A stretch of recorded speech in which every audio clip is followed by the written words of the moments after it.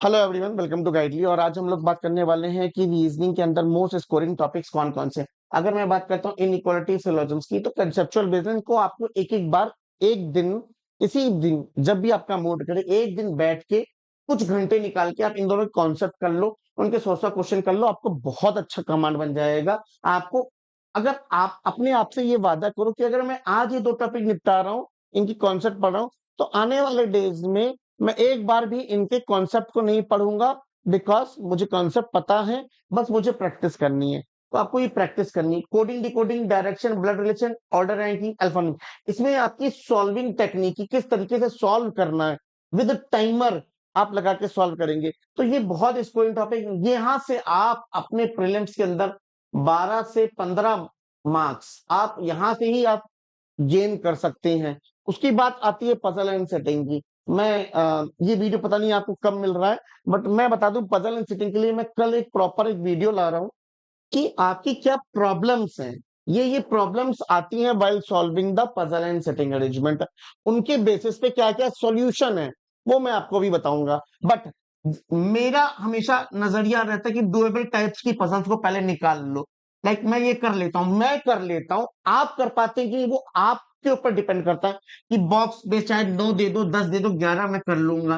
Floor दे दो, designation दे दो, आराम से कर लूंगा। दो मैक्स टू मैक्स, अगर हमें ट्री की बात करूं तो 3 से 4 पॉसिबिलिटी बन सकती है, इससे ज्यादा नहीं बनेगी। ठीक है ना? तो बस बनी जाएगी ऊपर नीचे, मंथ विद डेट और विदाउट डेट, थोड़ा बहुत कॉन्सेप्ट होता है, इसको पढ़ लिया। उसका ये पहली प्रायोरिटी में।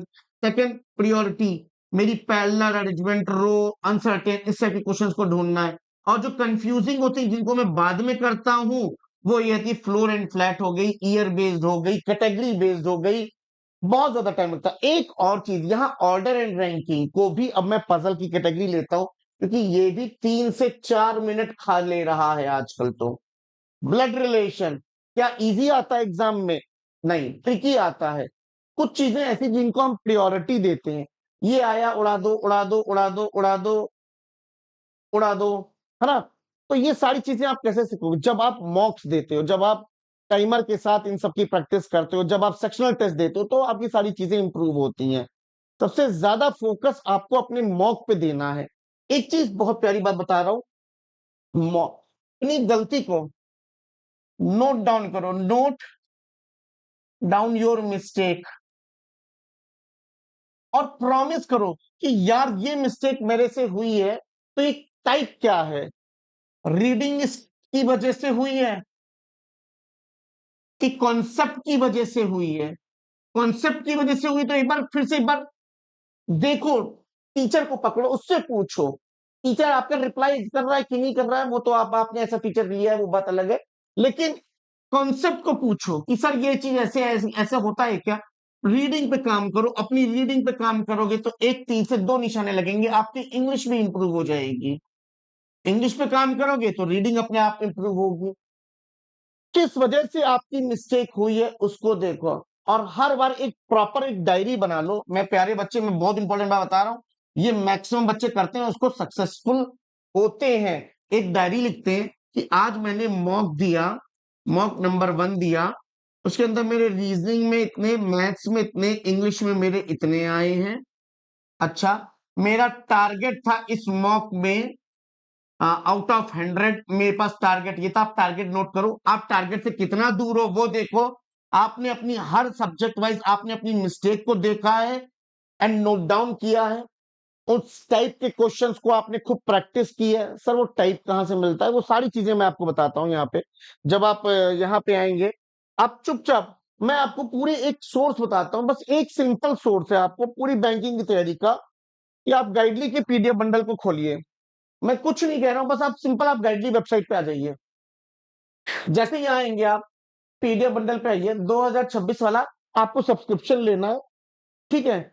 मैंने, ये अभी भी समय है, ऐसा नहीं कि आप बैंक का एग्जाम्स नहीं क्रैक कर सकते, अभी भी समय, आप क्रैक कर सकते हैं।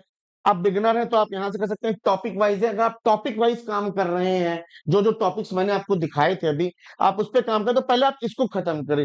अभी हाल ही में कोई बैंक एग्जाम तो नहीं है, मेजर बैंक, आरबीआई एक्सेशन को छोड़ के, तो पहले आप इस टॉपिक पे काम कर लीजिए। ये वाला मॉड्यूल सबसे पहले खत्म कर दीजिए। इसके अंदर और इसके अंदर आपको प्री भी है, इसके अंदर आपको मेंस भी है। ऐसा नहीं है कि केवल प्री प्री है, दोनों चीज है आपको यहाँ पे मिलेंगी। उसके बाद आपको आना है सेक्शनल वाइज पे आ जाइएगा। सेक्शनल वाइज पे आएंगे, सारे सेक्शन निपटा दीजिए। उसके बाद अगर आपको देखना है कि यार मेमोरी बेस्ड में अंदर किस टाइप के क्वेश्चंस आते हैं, उसको देखिए। एट द एंड जैसे मान लीजिए कोई एग्जाम आ गया, जैसे अभी आने वाला आईबीपीएस पीओ, तो आप एग्जाम वाइज में आपको यहाँ पे कहीं भागने की जरूरत नहीं है। जो आप लोग ढूंढते टू डू लिस्ट, ये बहुत इंपॉर्टेंट है। यहाँ पे आपको मिलेगी सब सब्जेक्ट की टू डू लिस्ट। आप यहाँ पे आइए, डे वन डे टू करके आप सारे क्वेश्चन को निपटाइए। पूरा मतलब जो समुद्र है ना कंटेंट का, वो आपको गाइडली के पीडीएफ बंडल में मिल रहा है, कहीं भागने दौड़ने की जरूरत नहीं है। साथ ही साथ मैं आपको, जैसे मैंने बताया कि कल मैं एक वीडियो डालूंगा जहां पे मैं बताऊंगा आप सभी लोगों को कि पजल्स के अंदर कैसे इंप्रूव किया जा सकता है। तो मेरा जैसे बैच है, मेरा रीजनिंग का ये वाला बैच आपको बताता हूँ। रीजनिंग का महापैक, होप सो आपको दिख रहा होगा, नहीं दिख रहा तो मैं दिखा देता हूँ। ये रहा रीजनिंग का महापैक। बेटा और कुछ मत खरीदो, लेकिन ये रीजनिंग का महापैक जरूर परचेस कर लो, क्योंकि इसके अंदर जितना भी मेरा लेटेस्ट बैच है, जैसे रीजनिंग और ये लेटेस्ट बैच, वो भी इसी के अंदर इंक्लूड होगा। बाकी जितने भी पुराने मेरे बैचेस हैं, वो सारे मैं इस बैच के अंदर इंक्लूड करने वाला हूँ। रीजनिंग के कंटेंट एक बार आके मेरे बैच में देखना कि किस लेवल का कंटेंट आपको मिल रहा है। और ज्यादा देखना, आप गाइडली के यूट्यूब चैनल पर जाइए, वहां पे मेरी मेंस क्रैकर सीरीज अब दिखा देता हूं आप लोगों को। बोलना नहीं है, बोलना कम है, दिखाना ज्यादा है। आप आ जाओ, यहाँ पे आओ, यूट्यूब खोलो, यूट्यूब पे सर्च करो गाइडली, गाइडली, ठीक, सिंपल। यहाँ पे सर्च करो गाइडली, ठीक। अब गाइडली सर्च करते ही यहाँ पे आपको आ जाना है, गाइडली के प्लेलिस्ट पे आ जाओ ना।